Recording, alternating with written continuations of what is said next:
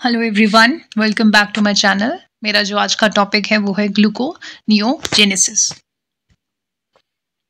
Gluconeogenesis, as the name suggests, gluco is for glucose, neo is for new, and genesis is for formation. Gluconeogenesis is a metabolic pathway in which the body synthesizes glucose, a sugar, from non-carbohydrate sources such as amino acids and glycerol. तो यहाँ पे हमारा glucose synthesise होगा non carbohydrate sources से। Non carbohydrate sources कौन कौन से हमारे पास, जैसे ग्लिसरॉल है, फैटी एसिड है, अमाइनो एसिड्स हैं।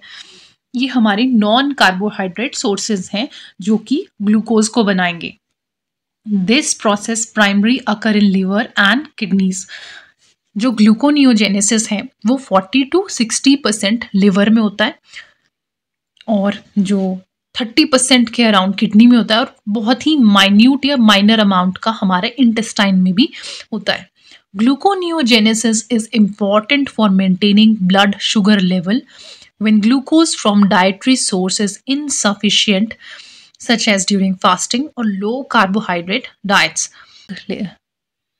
कई बार क्या होता है कि हम फास्ट रखते हैं या फिर कीटो डाइट फॉलो करते हैं या इंटरमिटेंट फास्टिंग होती है, तो डिफरेंट टाइप की फास्टिंग करते हैं कि हम जो सोर्स है हमारा या हम इनटेक नहीं करें या फिर कार्ब्स नहीं ले रहे अपनी डाइट में। उससे क्या होगा, जो हमारा ब्लड शुगर लेवल होगा वो कम हो जाएगा। उसको मेंटेन रखने के लिए हमारी ग्लूकोनियोजेनेसिस होती है। ये क्या करेगी कि अदर सोर्सेज से हमारी ग्लूकोज की फॉर्मेशन होगी। मीन्स अगर हमारा जैसे कीटो डाइट है उसमें हमारा प्रोटीन इनटेक ज़्यादा है, तो प्रोटीन से, अमाइनो एसिड से हमारे क्या बनेंगे, ग्लूकोज बनेंगे और हमारा ब्लड शुगर लेवल मेंटेन होगा। फास्टिंग में क्या होगा कि हम कोई फूड लेंगे ही नहीं, कोई एनर्जी का सोर्स लेंगे ही नहीं। एनर्जी का सोर्स नहीं लेंगे तो हमारे पास जो बॉडी में शुगर लेवल है वो डाउन हो जाएगा। उसको मेंटेन रखने के लिए हमारा ग्लूकोनियोजेनेसिस होगा। It involves a series of enzymatic reaction. जो ये प्रोसेस है इसमें काफ़ी सारे एंजाइम्स इन्वॉल्व हैं that reverse and many of the step of glycolysis, the pathway by which glucose is broken down for energy. तो इसको आप ऐसे भी समझ सकते हैं, ये रिवर्स प्रोसेस है हमारा ग्लाइकोलिसिस का, क्योंकि ये पायरुवेट से बना के या अदर सोर्सेज से क्या बनाता है, ग्लूकोज की फॉर्मेशन करता है और हमारे ब्लड शुगर लेवल को मेंटेन करता है। ये रिवर्स ऑफ ग्लाइकोलिसिस भी बोल सकते हैं आपको ईजी भाषा में।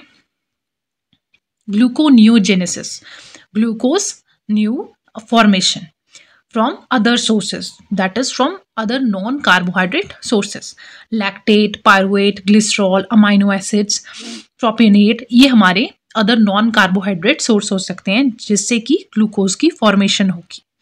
और जैसे हमारे ब्रेन है, ब्लड सेल्स हैं या अदर सेल्स हैं, इरिथ्रोसाइट्स हैं, तो उनको कॉन्टिन्यूसली ग्लूकोज चाहिए फंक्शनिंग के लिए। ग्लूकोनियोजेनेसिस ये एक डायग्रामेटिक व्यू है। तो ग्लाइकोलिसिस में क्या होता है, ग्लाइकोलिसिस में हमारे पास glucose 6 phosphate, then fructose 6 phosphate, तो ये प्रोसेसेस होते हैं ग्लूकोज में। और ग्लूकोनियोजेनेसिस में क्या होगा कि हमारे पास पायरुवेट से बनेगा फॉस्फोइनोल पायरुवेट, उल्टा प्रोसेस चलेगा। और ये हमेशा नहीं होता, ये कुछ केसेस में होता है जब हमारी ब्लड शुगर लेवल डाउन होने लग जाती है, तो कुछ हमारे जो एंजाइम है वो एक्टिवेट हो जाते हैं। रिवर्सिबल, ये इरिवर्सिबल प्रोसेसेस हैं नॉर्मल कंडीशंस में, but due to certain body conditions, जैसे फास्टिंग है, जब ब्लड शुगर लेवल बॉडी में बहुत डाउन हो गया तो हमारा पायरुवेट रिवर्स प्रोसेस शो करेगा और बनाएगा ग्लूकोज। इसकी ये जो स्टेप्स है, हमारे 3 मेन स्टेप्स हैं जो इसमें शो करे हैं। पायरुवेट से फॉस्फोइनोल पायरुवेट, फ्रक्टोज 1,6 बाइफॉस्फेट से फ्रक्टोज 6 फॉस्फेट और उससे ग्लूकोज की फॉर्मेशन। तो ये इरिवर्सिबल स्टेप्स हैं जो ग्लाइकोलिसिस के प्रोसेस में है, लेकिन सर्टन बॉडी कंडीशंस की वजह से हमारे जो एंजाइम है वो एक्टिवेट हो जाते हैं और रिवर्सिबल प्रोसेस शो करते हैं सो दैट हमारा ग्लूकोज लेवल मेंटेन रहे। Regulation of glycolysis and gluconeogenesis both share same pathways है, लेकिन दोनों की अपोजिट डायरेक्शन है। Depend upon 2 factor and 3 mechanisms. तो ये जो ग्लूकोनियोजेनेसिस प्रोसेस है ये हर बार नहीं होगा, नॉर्मल कंडीशंस में नहीं होगा। जब बॉडी की शुगर कम होगी या फास्टिंग के टाइम पे, या हमारे पास जो कार्बोहाइड्रेट सोर्सेज है वो कम है बॉडी में, उस टाइम पे ये पाथवेज रन करेंगे। 2 फैक्टर्स क्या है, सबस्ट्रेट और हार्मोन्स। मैकेनिज्म्स क्या होंगे, change in rate of enzyme synthesis, जो एंजाइम सिंथेसाइज करता है उसका रेट चेंज हो जाएगा। Covalent modification by reversible phosphorylation, तो रिवर्सिबल स्टेप्स होंगे हमारे, बिकॉज ग्लूकोनियोजेनेसिस अपोजिट डायरेक्शन में मूव करेगा। एलोस्टेरिक इफेक्ट्स भी देखने को मिलेंगे। Key steps and enzyme of gluconeogenesis, तो ये जो हमारे मेन स्टेप्स हैं ग्लूकोनियोजेनेसिस में, ये क्या है, इरिवर्सिबल रिएक्शंस है जो कि कैटलाइज करेंगे by special enzymes which are regulated only when concentration of glucose is low, the blood glucose level is maintain.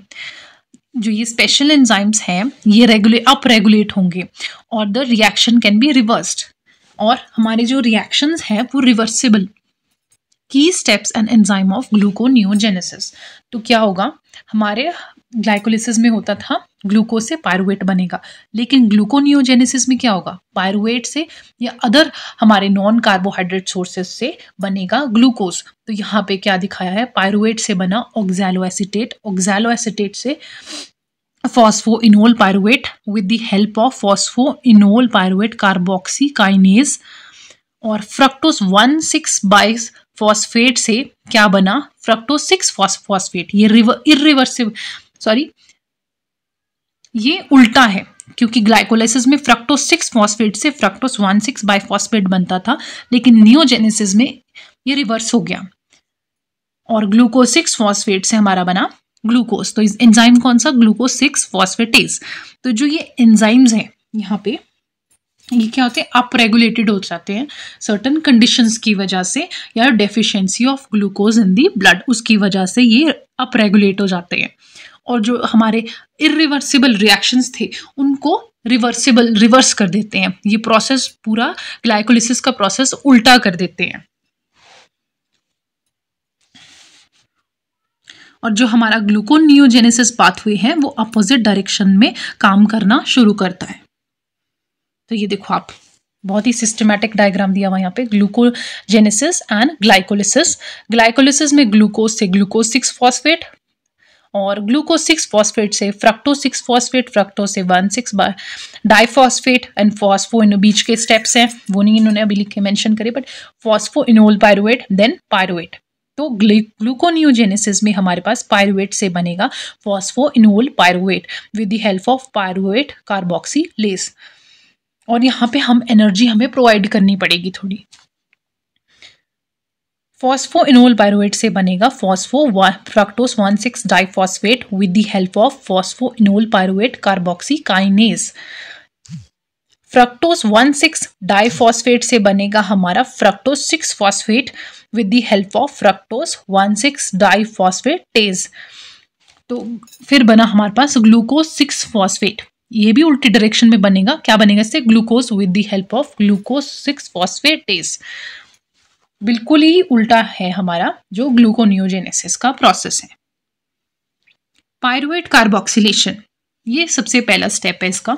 Pyruvate, a 3 carbon compound is carboxylated to form oxaloacetate in the mitochondria. तो oxaloacetate कहाँ बनता था, हमारी Krebs cycle में बनता था।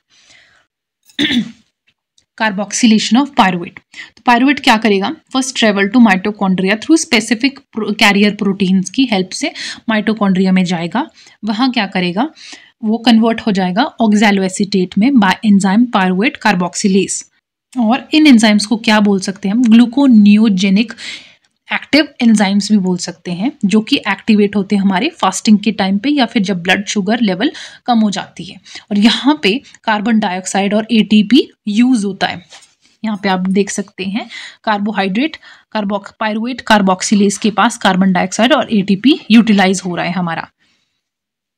और जो ऑक्सैलोएसीटेट है वो ट्रांसफर कर दिया दोबारा साइटोप्लाज्म में with the help of enzymes. अब क्या हुआ, conversion of oxaloacetate to phosphoenol pyruvate. अब हमारा ऑक्सैलो एसीटेट है, उसको ट्रांसफर बैक कर दिया साइटोप्लाज्म में कि अब तुम साइटोप्लाज्म में जाओ और फॉस्फोइनोल पायरुवेट बनाओ, पीईपी, दोबारा से रिवर्स कर दिया ये step. Oxaloacetate is converted to PEP, a high energy 4 carbon compound, 4 carbon का बना होता है oxaloacetate, through a series of enzymatic reactions in the cytoplasm. इसमें भी बीच में बहुत सारे एंजाइम्स काम करेंगे इसको रिवर्स करने के लिए। This involves enzymes PEP, carboxy kinase and enolase. तो इनकी हेल्प से हमारा ऑक्सैलो एसीटेट कहाँ जाएगा? साइटोप्लाज्म में। Transport of oxaloacetate from mitochondria to cytosol. तो ऑक्सैलो एसीटेट को बोल दिया कि अब तुम जाओ साइटोप्लाज्म में और वहाँ वर्क करो और ये जो प्रोसेस है इसको रिवर्स करो, क्योंकि हमें किसकी ज़रूरत है? ग्लूकोज की ज़रूरत है। तो तुम्हें अपना काम उल्टा करना पड़ेगा। अब तुम्हें ऑक्सैलो एसीटेट से फॉस्फोइनोल पायरुवेट बनाना पड़ेगा।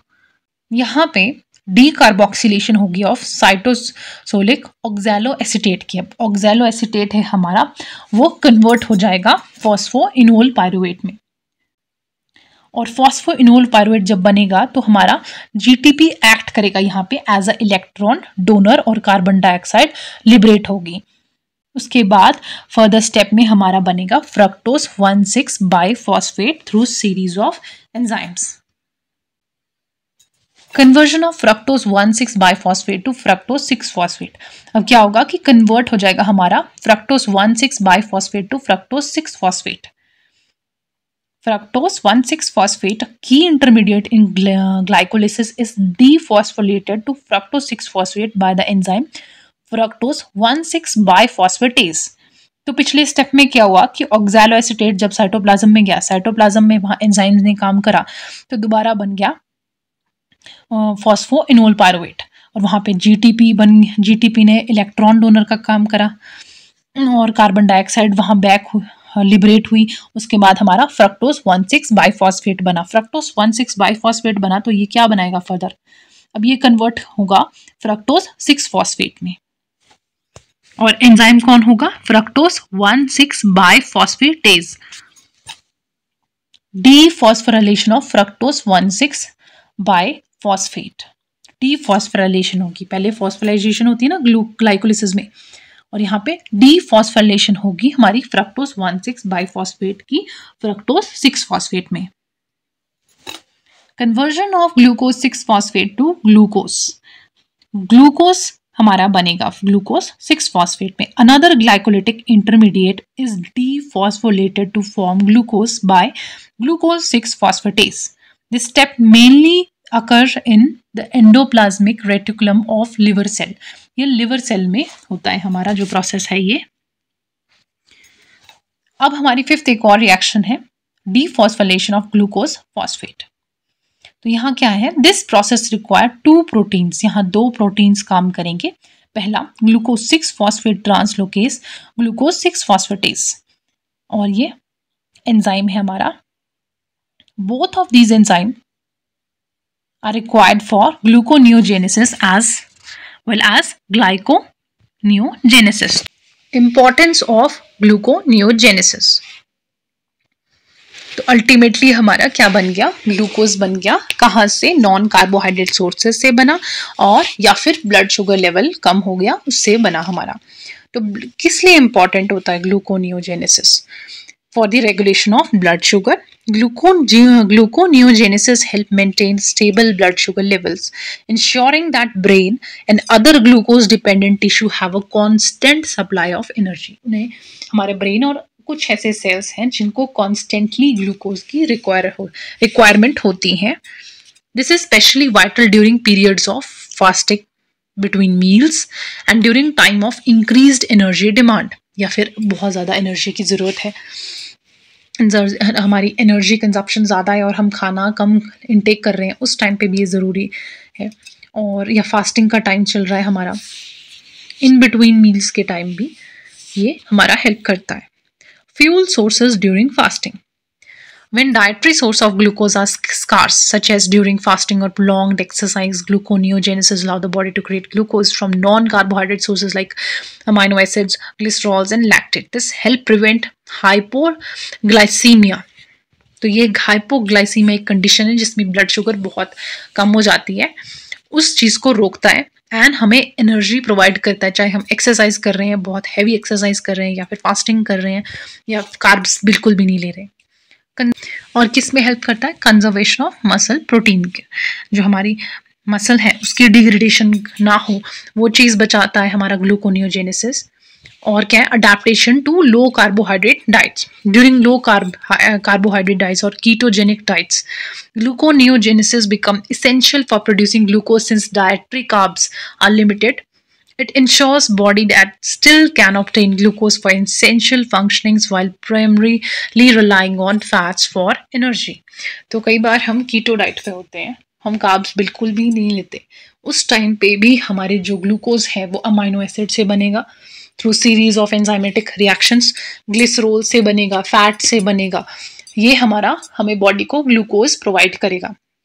और ऐसी कंडीशंस में भी हमारी बॉडी को या ब्रेन सेल्स को या फिर अदर बॉडी सेल्स है जिनको कॉन्स्टेंटली सप्लाई चाहिए ग्लूकोज का, उनको एनर्जी प्रोवाइड करेगा लो कार्ब्स डाइट्स के टाइम पर भी।